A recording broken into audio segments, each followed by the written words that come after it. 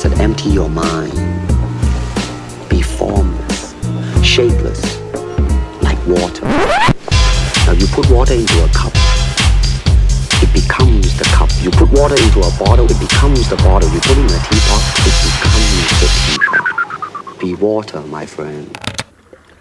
So to all my listeners, I'm here with Teemu Arina. He's been on this podcast before, and he is just a biohacking mastermind, I call him, and one of the driving forces, especially in our European scene and worldwide. He is the author of the Biohacker's Handbook, and you guys have 2 chapters out, with third one, an intermediate chapter, a feature chapter coming on immunity. And he's also I'd say, one of the lead organizers for an amazing event called the Biohacker Summit, which has been already a couple times in Helsinki, Finland, and now in London for the last time, where I was also lucky enough to be accepted as a speaker. And we could also treat people with flowgrade coffee. And that was a lot of fun. So Teemu is... Yeah, that was amazing. Yeah, that really was a great 3-day event. And we were in, also, which the attendees, not all of them, were able to experience, but we even went to the woods for some foraging, which is pretty much some herb collecting and cooking, and with a group of people, including Teemu and Ben Greenfield and Mikko and some of the other organizers and me. And and now I'm very happy to have him again. So the first time we spoke, we focused on, back then, weird biohacking, mushroom coffee, and transhumanism, and the future with cyborgs, and lots of very interesting topics. So if you're interested in that talk, then I also recommend that after listening to this one, you go back and you listen to this episode with Teemu, where he was in my couch and prepared coffee in a gold filter and lots of other weird stuff. So check that out as well. Yeah. And now this episode is going to highlight sleep. And Teemu, tell you why Teemu is a great person to focus on sleep, or to talk about sleep, is because he's also one of the authors of the sleep chapter of the Biohacker's Handbook, which is an incredible piece, very concise, and it explains you very well in, I think, 55 pages, how sleep works and how you can hack it, how you can prepare yourself to go to sleep, how you can nap better, what supplements you can take. And that's what I want to talk to Teemu today about. So this is about sleep. And my first question to Teemu is, why do we human beings have so much trouble with sleep? I mean, the sleep data comes out every year, and it seems like everyone's sleeping worse by the month. Why is that? Yeah, there is. I mean, if you look at athletic performance, triathlonist Jared Shoemaker has said that sleep is half of his training. Dalai Lama said that sleep is the best meditation. And Walt Disney said, if you can dream it, you can do it. So sleep state is extremely important. It's now new knowledge that actually the lymphatic system extends to the brain. It's called the glymphatic system because of its link to glial cells. And it seems to basically flush out all the toxins and metabolic byproducts that have accumulated during the day. Amyloid plaque is it's a neurodegenerative, source of neurodegenerative disease like Alzheimer's and dementia. And you definitely want to sleep if you want to be a high performer. If you don't sleep enough, your accuracy or inability to go to flow state also decreases tremendously. You start to do mistakes. You seem like someone who has been drinking a bit, even with a little bit of sleep deprivation. So sleep is definitely half of my training, although I do compromise it once in a while. Now, the issues about that is that at least I looked into the data, the Finnish data on work-related problems that people have, especially on the mental side, and next to just depression and feeling a lack of drive, we have now got, in the last 10 years, there is a new problem, and that is sleeping problems that didn't exist over 10 years ago. So that makes me think, why? is it that we feel more issues with sleep? And I have a few hypotheses. I don't know for sure, but I have a few suspects for that. And one of them is the changing nature of work, which is a lot more about sitting. It's knowledge-based. It's, your mind is on the overdrive. You're not working your body out. You're working your mind. And it's sort of hard to get to sleep in the evening, and you have more energy because you didn't really consume it during the day by running around, but rather sitting in front of the desk. Definitely sitting has its effect. Now, the other thing is the computer devices that we use, screens. So Apple just introduced the low light mode on their phones, which is basically reducing the blue wavelength of light on the devices in the evening. So if Apple has that on their devices, it's a real deal. There is research behind it. And basically what it does, it tells our biology that it is day. So it messes up our circadian rhythm. It messes up our natural cycles. So usually when in the evening, when the sun sets, the so-called red light or the long wavelengths of light, those start to dominate. And those have all kinds of physiological effects in the human body. One of them is the increased production of melatonin. And melatonin is, as we know, a sleep hormone, but it also regulates blood sugar levels. One of the reasons why we can go to sleep and sleep for 8 hours and not wake up hungry during the night is melatonin. What melatonin does, there is in the pancreas, there are also melatonin receptors and production going on. And what happens is that when there is melatonin produced in the body, it actually slows down insulin spiking, meaning that your blood sugar will stay elevated throughout the night. And that's the reason why I can sleep for 8 hours and not wake up. But some people, they wake up after 4 hours hungry during the night. So one of the sleeping problems, great sleeping problem, is basically that you get the first 3-4 hours of sleep when you are in the deep sleep phase. And once the REM sleep phase starts to dominate, that's when people often wake up. And one of the reasons might be drop of blood sugar.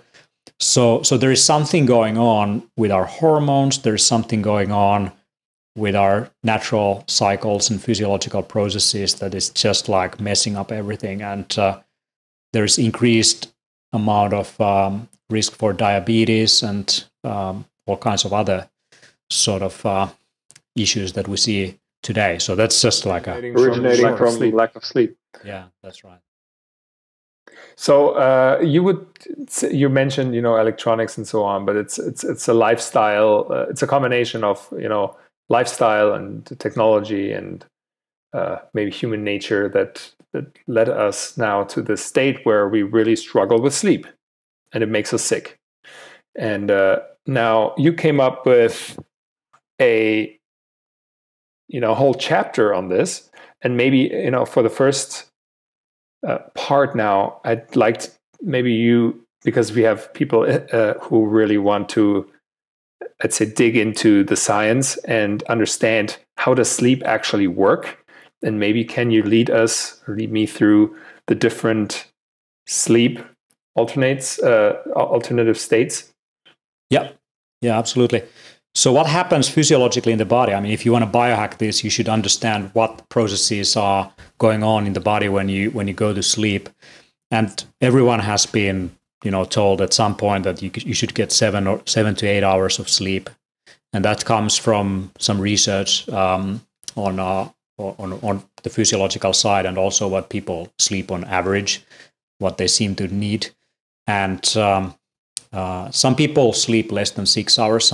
Some people sleep more than 9 hours. And actually, the mortality risk is about the same if you sleep less than 6 hours or if you sleep more than 9 hours. So somewhere between 7 and 8 is the sweet spot. With the exempt case of those who have the DEC2 gene, and those people survive with 2 hours or less sleep than others.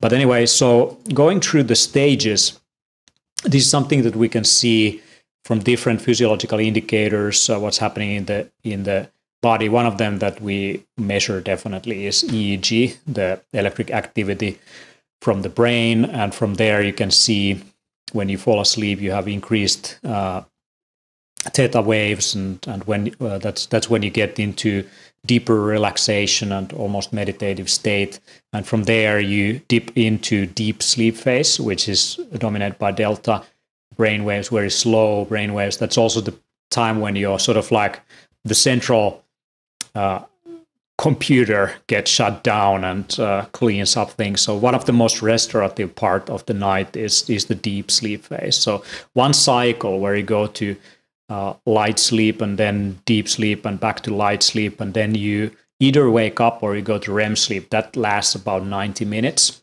And these cycles, you have 4 to 5 cycles. And in the first 2 to 3 cycles, you get deep sleep more than REM sleep. And in the later the night, the deep sleep sort of vanishes and you get mainly REM sleep and light sleep. That's REM sleep is rapid eye movement sleep. That's when the brain is pretty much awake. If you just, kick someone, he's going to wake up. But he's sort of paralyzed from neck down or neck muscles and down, and the eyes are moving. So that's the rapid eye movement. That's when memories are reorganized. And if you don't get enough sleep in one night, you should at least get the 4 and 5 hours of the beginning of the night, because you can't nap that back easily. So if you don't sleep like the whole night, if you sleep 5 or 6 hours, you should also have a few naps maybe to basically get the REM sleep also in that cycle. So looking at these cycles, basically 90 minutes is one cycle. If you want to have a quick refreshing nap, you basically have 20 minutes. So before you really dip into deeper sleep phase.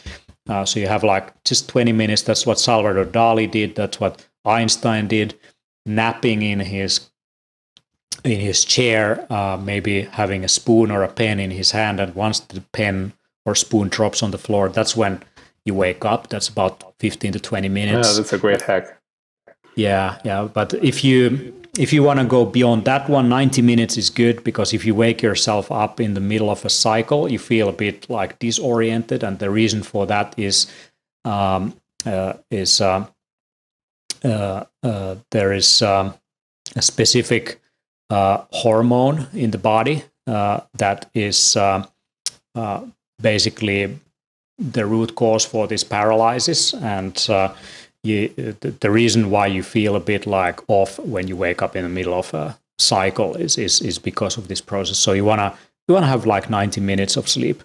And one trick that I found how you can have 90 minutes of sleep without using an alarm clock is to use a spike mat. So you basically lie down on a spike mat. First you feel the tingling sensation, then you get euphoria, the release of oxytocin, and it feels great. And you just when you fall asleep, when you come back from the deeper sleep stage, you basically wake up to the spikes, and that's about 90 minutes, and you feel super refreshed. And there is also a link to nervous system when you use that trick, and also with sleep in general. So heart rate variability is one thing that increases during sleep. Just let me interrupt here, but the spike mat, I was briefly talking to Teemu from Four Sigma Foods about that, and he said he's not using the plastic spikes, but he actually uses real nails. Like he's a nail mat, as far as I know. And now I would like to know, first of all, does it make a difference what kind of spikes you use, where on your body they should be, and do you have to lie on them like with bare backed without a shirt on, or does that matter? Or I mean, it depends of your sensitivity to pain, and this is also genetic. Some people are more susceptible to pain, some are less. I'm less, so I can use the harder spikes as well. But it's not a competition, really. I mean, you know when it's good. I mean, it's not too uncomfortable after 15 minutes, but you can easily lie on it. It gets better by practice. I often, when I use this kind of very like strong nails or whatever, or a so-called Swedish spike mat that has very hard, also plastic spikes actually, then I like to use a shirt with it.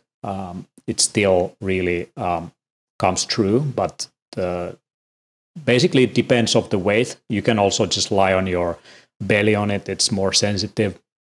So I just usually put myself on the upper backside. It works for me. The blood flow goes to the surface of the skin, and there is certainly an effect on that one. And I just mentioned briefly the heart rate variability. So when you go to sleep, your breathing patterns become longer and deeper. And if you just like imitate someone sleeping, that's also what you do in like pranayama breathing techniques, like really deep inhalation and exhalation and holding your breath in between. That increases heart rate variability.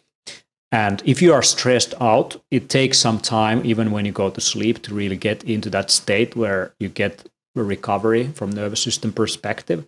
But when I use a spike mat, I can get faster to that kind of recovery stage. So I've actually measured this thing with heart rate variability things. So if I don't use a spike mat, I don't get as much recovery in terms of nervous system as when I use a spike mat.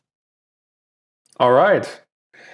Good. So we covered the spike mat and the heart rate variability. Now I want to just briefly dive into circadian rhythms and understanding them. So is that actually, like, how much of that is habit and how much of that is actually genetics or nature? Yeah.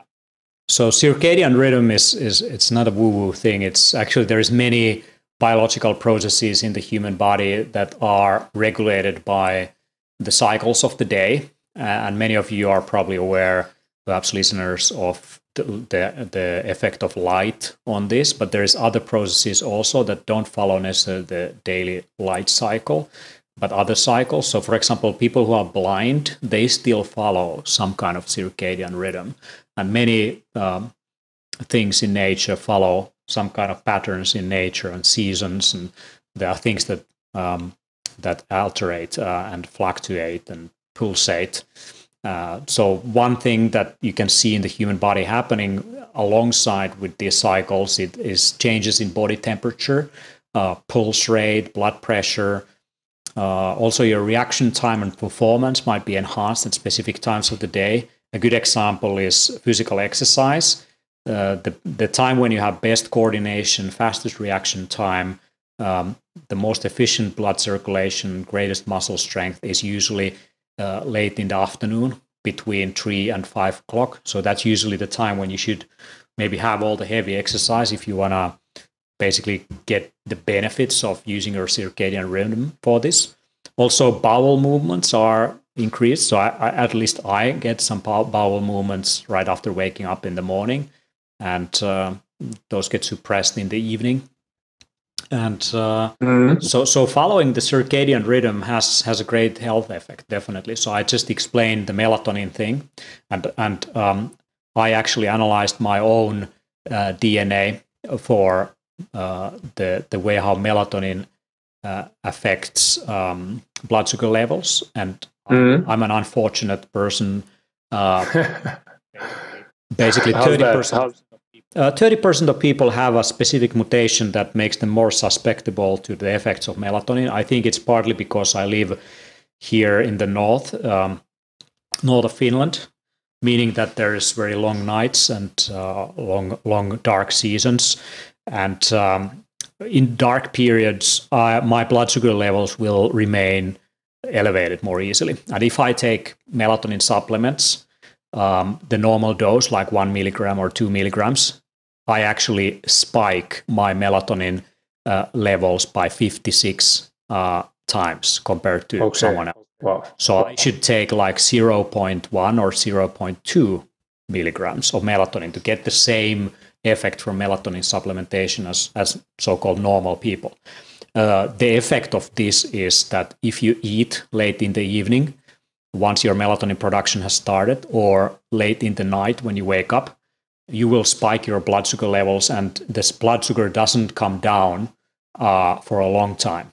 So you risk yourself with diabetes more easily. So I wouldn't take melatonin supplementation unless you have tested genetically. And I mean, even if you don't have sleeping problems, don't take it. You don't need it really. Other things so that you produce it naturally, because there seems to be a link with blood sugar values.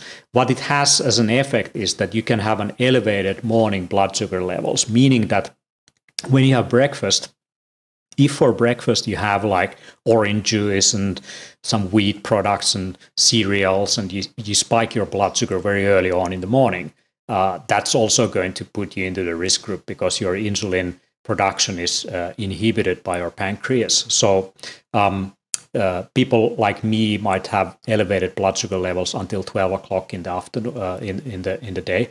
So what I do in the morning, I usually have a very high fat based breakfast, which I also recommend to a lot of people, and maybe a little bit of protein.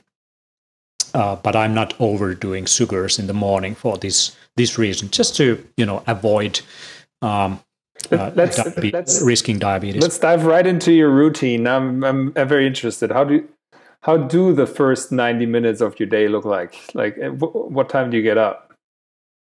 So like I said, I like to work during the nights, and this is just the way I've always been. I could probably hack it, and sometimes there's periods, especially after travel, where I might be for weeks. I wake up very early on. But for me, the daily routines is pretty much I wake up around, if I don't have any presentations or meetings or anything coming up, I usually wake up around 9 o'clock. Some people wake up at 6 o'clock, but this doesn't really work for me. So I wake up at 9 o'clock, and I usually like to start my day slowly. So I really get to my most productive state in the afternoon, right after 12 o'clock.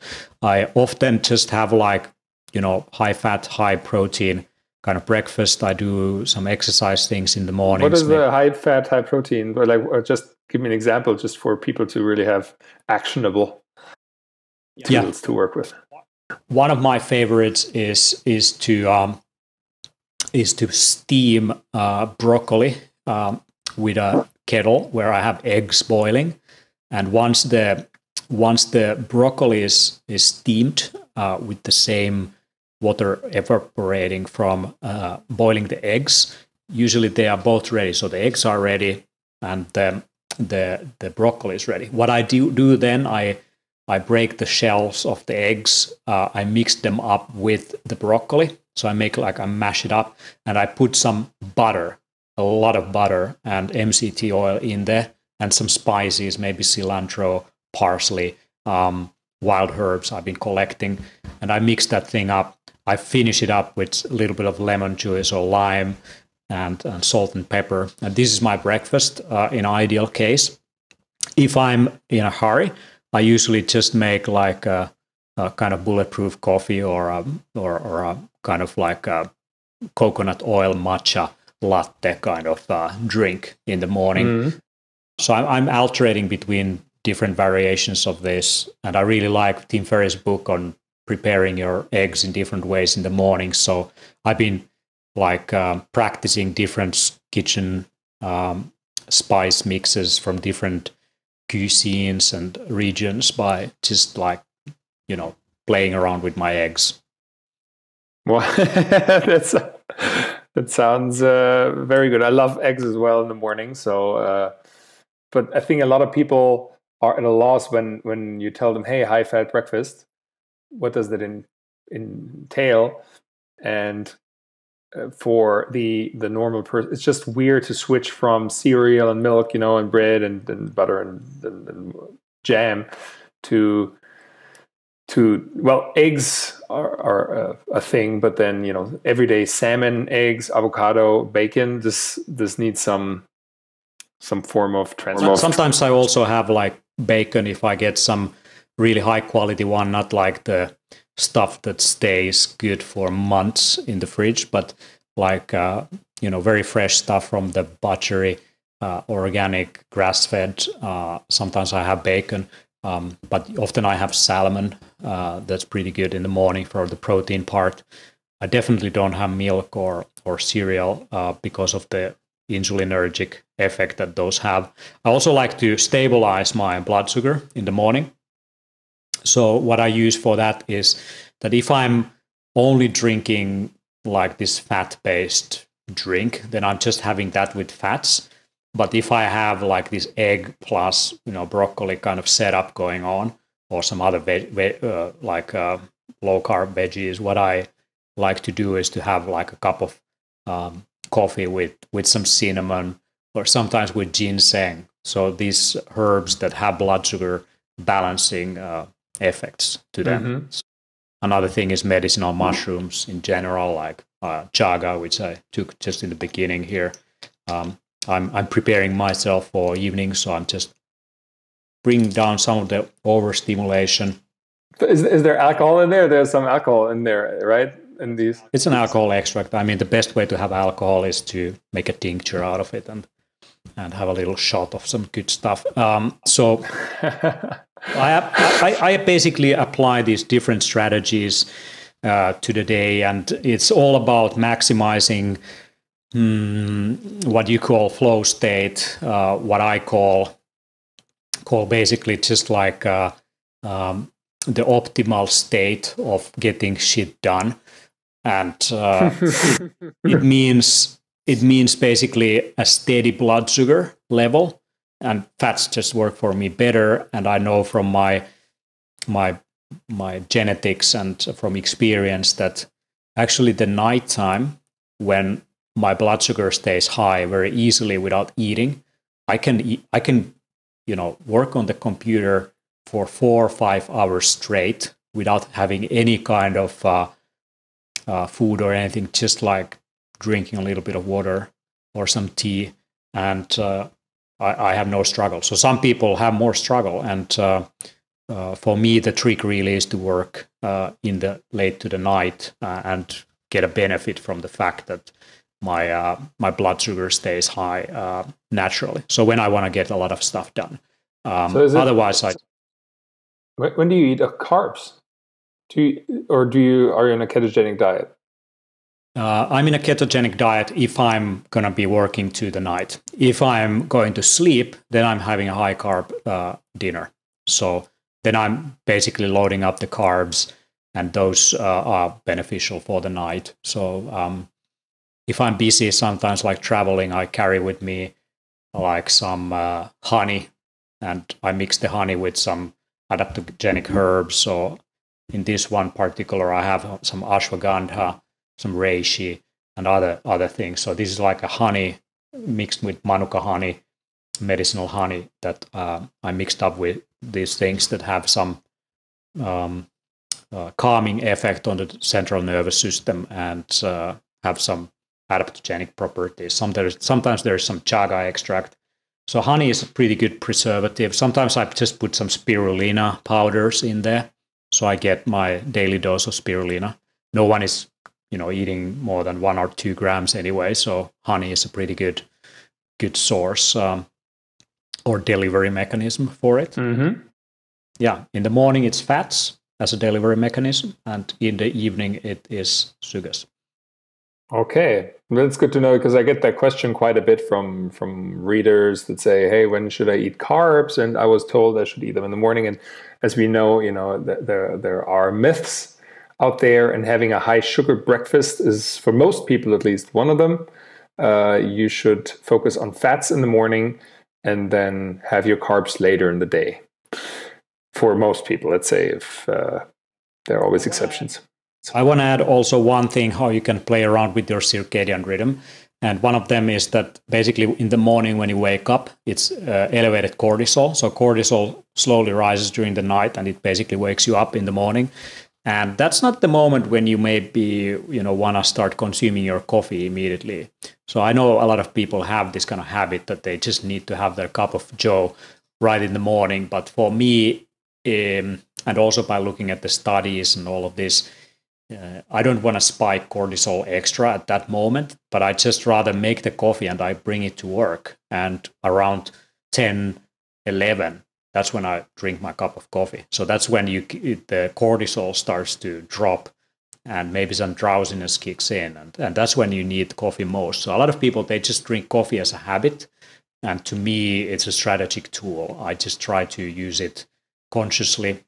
And one of the reasons is also adenosine. Adenosine is the hormone that I was talking about that basically is responsible for the drowsiness feeling. And the way how coffee works, it is blocking the adenosine receptors, and basically the feeling of elevated concentration, attention comes from the fact that the adenosine cannot bind to these adenosine receptors that's in the bloodstream. The body adapts to this by increasing the adenosine receptors. So if you suddenly stop drinking coffee or don't have your morning coffee, you feel sleepier, you feel drowsier. And the way how I fight that tolerance is by cycling coffee. So I usually drink like decaffeinated coffee like 1 week out of 4 in a month. So cycling it out. And also like I also try to cycle out chocolate also, although it's hard because of the theobromine content. Some people really can't have like any of these stimulants after 12 o'clock. I can have them before going to sleep, like an hour or two, because I'm a fast metabolizer of xanthines like caffeine and theobromine and theophylline, which is in green tea. And for me, it's not really a big problem, but for some people, it's a big issue. Like their liver is getting rid of it much slower. Yeah. By the way, about these adenosine receptors, we had a really interesting discussion on this podcast with the meditation teacher from New York, Emily Fletcher. She was a speaker at the Bulletproof Conference, and she has this theory that you should, totally believable, that you should not have coffee before your meditation, because exactly of this reason that the caffeine will prevent you from going into a deeper sleep phase by binding to the adenosine receptors, and then you wake up and you're like all confused and drowsy. And yeah, you get an increase of alpha brain waves over theta brain waves, which are associated with deeper stages of sleep. There is a way to hack this, and it's by using theanine. So some studies show that if you combine theanine with caffeine, it will negate some of the effects that prevent you to get to the meditative states, because the L-theanine, which is an active ingredient in green tea also, which is not a stimulant. It's more of almost like a nootropic, and if I remember correctly, also anti-inflammatory and many other nice things. It's that works for me in some cases. If I take too much of it, I feel a bit drowsy again. So I like to just strategically use it when I have some caffeine, just to cut the overstimulated part of it. Okay, yeah. If you listeners want to check out more about this topic, we actually have an article on should you drink coffee before or after meditation, and you find that on the Flowgrade blog. And now I want to switch gears though a little bit and dive with Teemu right into the more actionable advice. And I think it's nice also to combine that with your personal setup. I mean, you already gave a lot of actionable advice, but there was a lot of theory as well. That's why I said that. So I'd be interested, how do you set up your bedroom in a way, and you can describe your own bedroom maybe, that to optimize your sleep? Yeah. So bedroom is your sanctuary. It shouldn't have any like television or computer games or tablets or whatever, which basically, emit the blue wavelength and might, keep you awake and keep your brain awake. So I would keep it as a sort of like a computer-free place. I do use my phone as an alarm clock, which is not necessarily the best thing. I usually put it into airplane mode, but I've noticed that when I pick it up in the morning, I tend to, start browsing something, and it's not a good practice. So you may want to use something else for an alarm clock if possible, just to avoid that habit. I try to practice this thing that I'm not watching my phone before I've had breakfast in the morning, and I use an app called Habit Bull. There's also another app called Way of Life, which you can use to track daily habits, and this one habit I want to practice. Now, regarding the bedroom, you should definitely have like blackout curtains. I have in my bedroom those, and in Finland in summer it's like endless day. Basically, the sun never sets, and that's a huge problem. In the winter, it's the opposite. You don't need black curtains, but in the summertime, it's just really necessary. Another thing is that I try to keep the temperature lower than the rest of the apartment, around 18 to 22 Celsius, and that is the reason for that is that when you go to sleep, your body temperature drops, and you can help that by having a lower temperature for the room, but also by having a cold shower in the evening, for example. The other thing is air quality. So one of the best things that I have is like an air purifier, humidifier. I try to keep the air humidity around 30 to 40%. And in the winter time, it's quite dry. So that's when I need to use a specific humidifier. Which one do you use? As an air humidifier? Yes. I think it's some generic brand, Electrolux or something. Okay. No, it would be interesting, if it's a good brand that you like, then I'd just put it in the show notes. Yeah, but and for one thing that I use to track the air quality is Foobot. Foobot has pretty good sensors on them. It provides me the information on air humidity. It provides temperature. It provides volatile compounds that get extracted from paints and furniture materials, and then there's the CO2 level and other things and particles in the air. And having a lot of plants around is one way to also improve air quality. So then there's the fabrics. You can also hack the fabrics, having some natural fabrics, non-irritating fabrics, maybe silk even, can be a good thing. And that's pretty much my bedroom. And I've experimented with these memory foam mattresses and pillows, and I'm not sure if those are good for you. I mean, they do assist you to get the right spinal position, but to me, they're a bit too much shaped into your neck. So I think they are basically blocking some of the blood flow to the brain.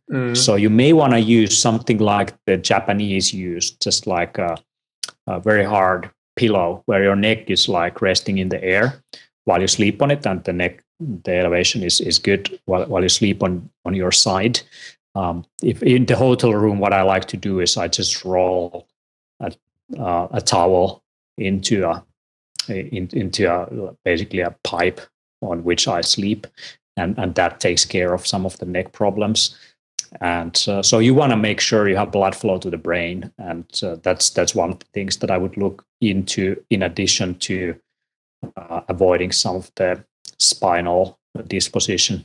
By the way, Teemu, do you know anything about sleeping next to another person? Is that enhancing your sleep quality in general, or deteriorating? It is deteriorating, at least in my case, if I sleep with someone. So, yeah, if you want to sleep better, you sleep in a different room. Well, some people feel more relaxed when they are next to a spouse. But in my case, it's always, especially if it's a woman, which is usually, it is the woman tend to take over the bed just like completely, like, you know, there is like bed, and then there is your side of it. Then, you know, that's how it just goes. Oh, you should see how Teemu just showed how little space he has on this side of the bed. That's one thing. I also have a sleep tracker under my mattress. It's called EMFIT, EMFIT, and it recognizes from my heartbeat when I'm there. It's connected to a separate box that's connected.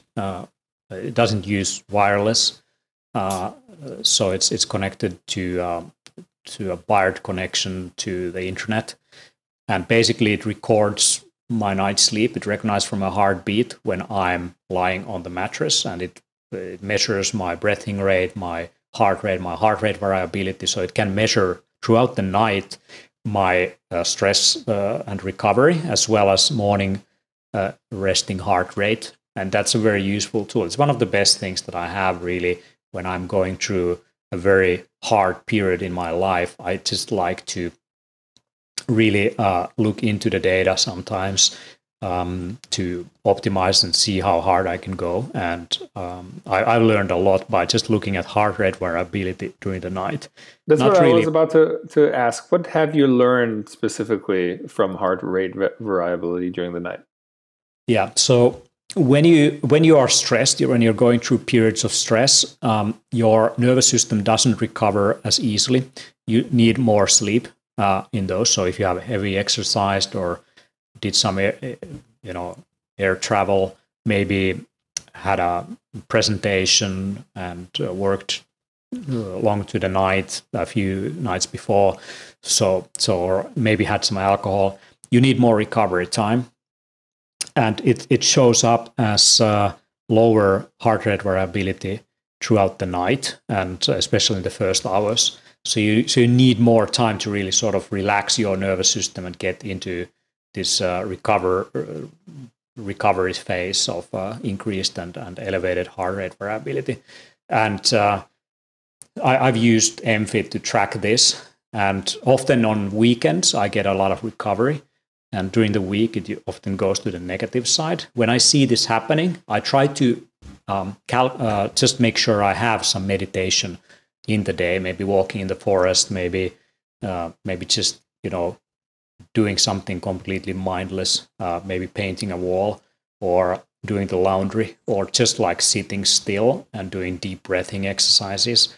So those also increase heart rate variability, maybe lying down on a spike mat, like I mentioned earlier. And that takes care of it. So that's one thing. I look at the data from the night. When I feel stressed, I go back to the data. I don't have to press a button to record anything. I don't have to use a phone for it.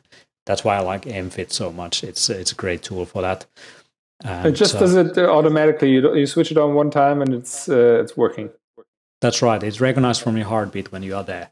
And they just introduced a better algorithm to make sure that you are not, if you sleep with someone else in the same bed, that it doesn't pick up the other person. It doesn't mess up your data finally, so you can you can have a person next to you again.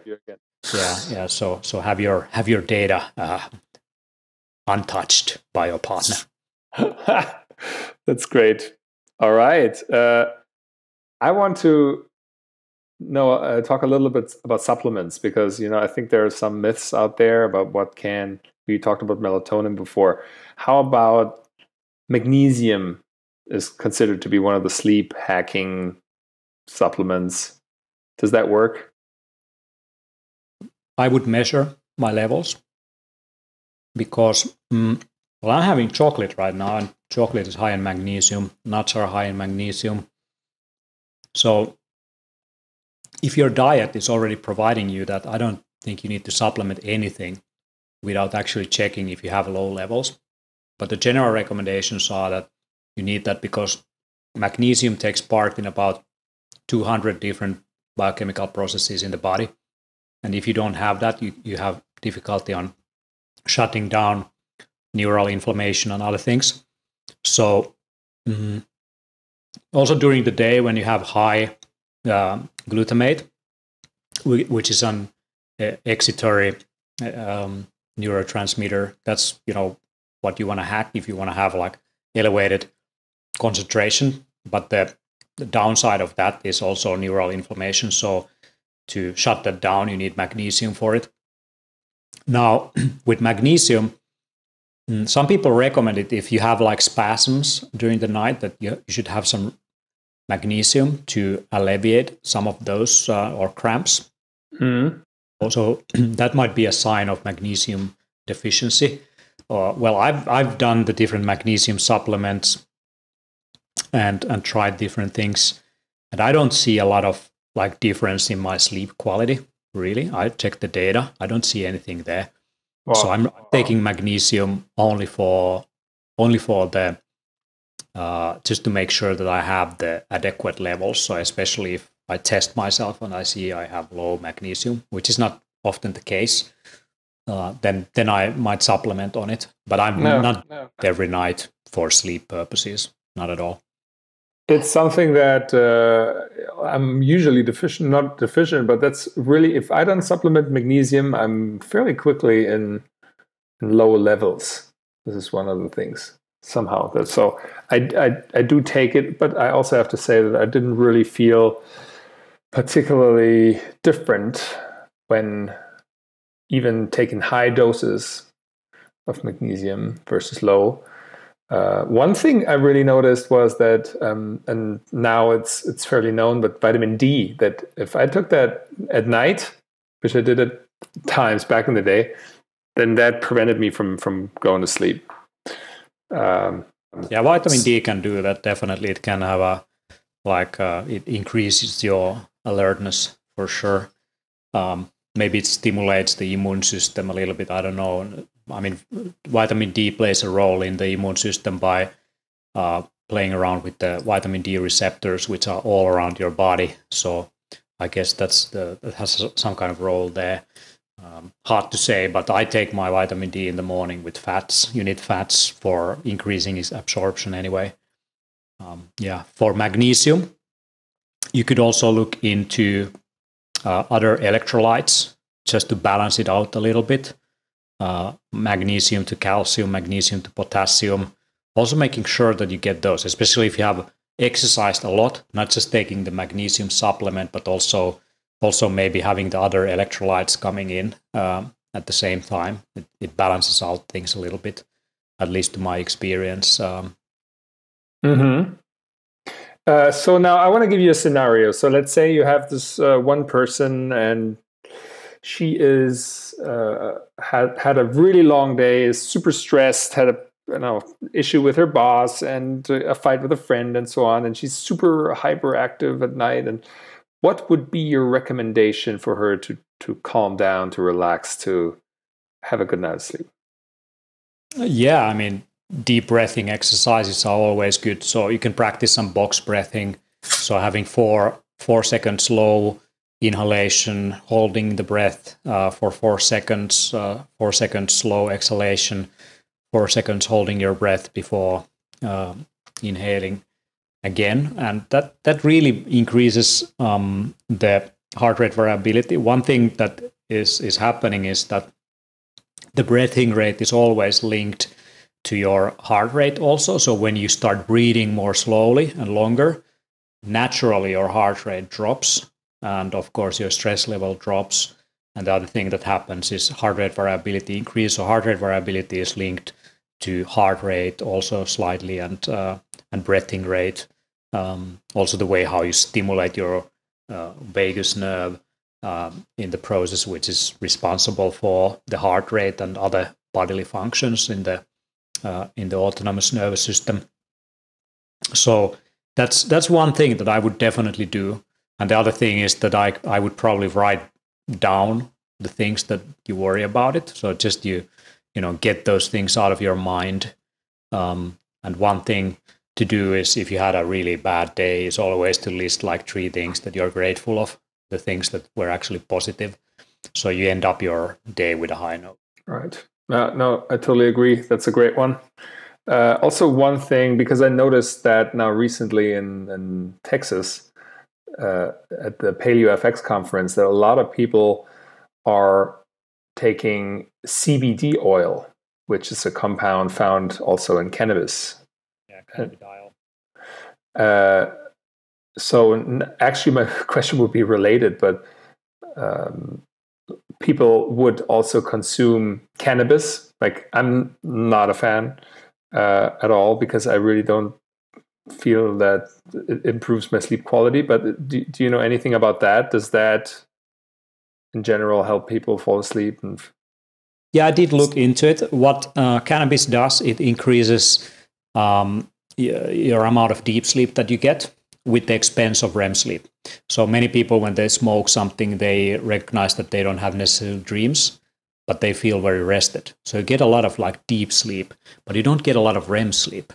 And when you don't get a lot of REM sleep, your memories are not necessarily encoded as well. So I guess that's also like the way how it messes up sometimes your short-term memory. That's the THC part. That's the illegal part in most countries. But then there's the CBD part, which is more of a, it doesn't get you high. It's the cannabidiol part. It's one of the triterpenes in cannabis. It's basically an oil, kind of like aromatic oil. And it's a very strong anti-inflammatory. And this is how they also discovered the cannabinoid receptors in the human body through its link to cannabis compounds. And that's a pain modulator. Basically, it lowers pain. So if you feel like you have some pain in the body, maybe taking some cannabidiol could help. One thing that I'm a bit worried about is, though, coming from the research that I checked, is the cytochrome P450 detoxification system in the body, and in the liver specifically. And the CBD gets metabolized, if I remember correctly, in the liver. And if you and what it does, it actually is a competitive compound over there. It basically blocks the cytochrome P450 functioning. So actually your detoxification goes down. Genetically, in some people specifically, this is an issue. So there might be some drug interaction with blood thinners like warfarin and other things that also have an issue with the P450 system. So I'm not sure if cannabidiol is as safe as everyone out there is making us believe. Need more research on it. It's very promising compound. It's definitely a great tool for people who have chronic pain, and it can help you to get some recovery and rest in terms of deep sleep, but it can also perhaps hinder some other processes in the body, just like many things when extracted from nature and used separately as a compound. There is also a difference if you eat it or if you inhale it, like vaporize it or something.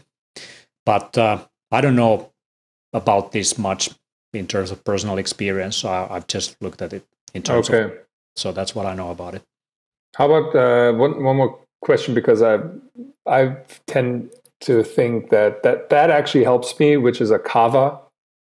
Kava at night, which is a root, I think, that is ground up, and it kind of, when you drink it, it makes your tongue and your mouth go numb right away, and that really also gets you down and relaxes you.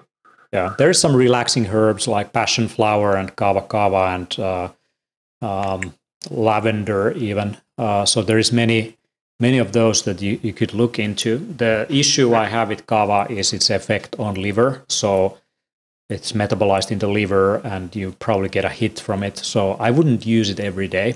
I would use it occasionally, especially under heavy stress. It might be a good tool. But on a regular basis, like many more therapeutic herbs, I would stay away from the fact that it has a little effect on the liver. Same applies for cinnamon, for its coumarin content, and many compounds actually. But definitely kava is on the list of things to use once in a while, not every day. Great. Actually, we've heard a lot about sleep now already, but one topic now that I want to finish with, and I'm very interested in your experience with lucid dreaming. Have you tried that? Have you practiced that? What is your take on it? Yeah, lucid dreaming. Well, I haven't really done that. I've had lucid dreaming experiences by accident.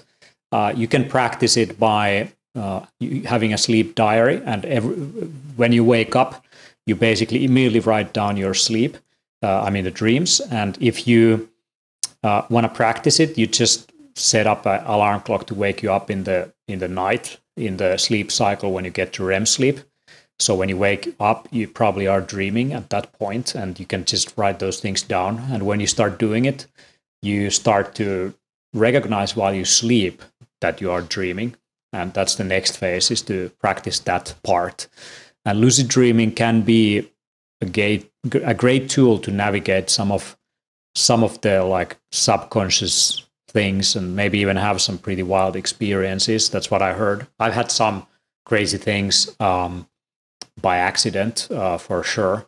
And I think there is also some supplements that can increase your likelihood of getting into lucid dreaming state. One of them is huperzine A. Huperzine A is acetylcholine. It affects the acetylcholine inhibitor. Yeah. So it can be dangerous, by the way, in combination with especially Mayo inhibitors. But anyway, so that can be taken just before you go to sleep, and it will then kick in the REM sleep phase, and you will see some wild stuff if you do that. There is also some dream herbs that have similar effects that can be used. I don't remember now exact botanical names for those, but yeah, there's stuff that many cultures have used to increase the quality of sleep, and also to increase the let's say more transcendental experiences related to sleep, like through lucid dreaming. And it's definitely one of the most fascinating things that we can do, is to go to sleep and have a good night's sleep. And when you have a dream, it's just have a little adventure happening while you're not at risk, at least at physical risk. Yeah. One recommendation for many of you guys out there is to try to learn to wake up without an alarm clock, and practice that. So if you can sort of like one way to do that is to have some kind of light that wakes you up. So you use your blackout curtains, but you have some kind of you could use Philips Hue lights, or you could use other like wake up lights that basically increase light in the room, and that wakes you up. So that or soundscapes that are turning on slowly, not just the radio kicking in, but just like slowly bringing in some nature sounds to naturally wake you up. And you're more likely to wake up in the right sleep phase instead of just in the middle of something. And you're also probably less stressed, less cortisol spike in the morning because of the alarm clock. And your day will feel much better if you wake up like this. Fantastic. I'd say, Teemu, let's end on this note. We talked for an hour now about sleep, and I think everyone's listening right now will take away so much from that. And if you have questions for Teemu, then Teemu, where can they find you? So we have the sleep book, by the way, which is a free download available at biohackingbook.com. Just go over there. You will be able to enter your link and download. Get the download. And there's also some extra materials for the book, links to apps and links to lucid dreaming manuals and whatnot we just discussed. And you can learn more about this stuff that we collected together with my co-authors, a medical doctor, Olli Sovijärvi, and the nutrition specialist, Jaakko Halmetoja, who is more of the guy who knows everything about medicinal mushrooms and all these things. So I'm just telling what I learned from him. And so check it out. And we also have a special chapter available coming out now as a pre-order for hacking your immune system. So how you can balance your immune system so that you don't get sick as easily. And sleep definitely plays a role. Exercise plays a role. and overdoing or underdoing or underperforming in some of these things. And also in terms of diet, that's a big thing. We have a huge list of herbs and things that have some scientific backing for immune system function, as well as increasing quality of sleep and recovery. So you may want to check that out. Amazing. No, and I've read the two chapters, the sleep chapter and the nutrition chapter, and I can also say they're lovingly done. You know, they're very well. It reminds me, because they're actually not that long for the amount of information that's in there, and it reminds me of this one phrase by Pascal, who said that, you know, I'm sorry I couldn't. I'm sorry I wrote you such a long letter, but I didn't have time to write you a shorter one. And that's what I think of when I read your book, because I think it's just the right length to convey information which is actionable, which gives you nice graphs to see, you know, what you want to understand. And if you want to dig in more, you have all the sources and studies and whatever research has been done in the back in the book, and people can refer to that. So very well done. Check it out at biohackingbook.com. Is that right? Yeah, that's right. And if you are interested in learning more from experts on this field, also we have the event coming up, Biohackers Summit in Helsinki, Finland, 18th of November. And you can experience cold thermogenesis and the health benefits of heat alteration. And we're also going to be talking about the brain and sleep and all other things. There's a lot of experts coming from all around the world to share you this information in Helsinki, Finland. Amazing. I'm going to be there for sure. And guys, Teemu and we are out for now. We'll be back. Peace. Cool. All right. Stay flow grade.